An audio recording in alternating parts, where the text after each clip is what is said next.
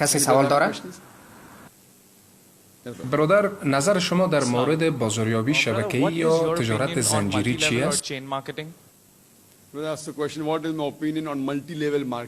در تمام تجارت ها اگر شریعت اسلام نقص نگردد، زیر پا نشود، کاملا حلال است. این اگر در مقابله یا در جهت مخالف اسلام باشه کاملا حرام است.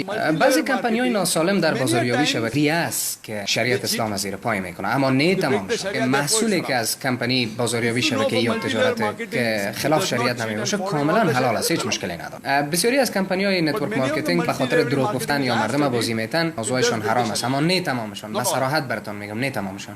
بسیاری از فتواها در مورد شرکت آموی در امریکا بوده، او یک کمپانی کلان است اما اونا گفتن حرام است، اما باقی کمپانی ها را که من میفهم حرام نیست. ما وقتی بازاریابی شبکه‌ای رو شروع میکنیم، پروداکت یا محصولش ببینیم، چک کنیم که قابل استفاده است، قمار نیست و سایر موارد خودش نباشه، کاملا حلال است، هیچ مشکلی نداره. من نمیگم که تمام شرکت های بازاریابی شبکه‌ای حرام است. باید به تمام چیزایی که میگن وعده دقیق بدن، پروداکتشون رقابتی باشه، عالی باشه، حلال است، کدام مشکلی نداره.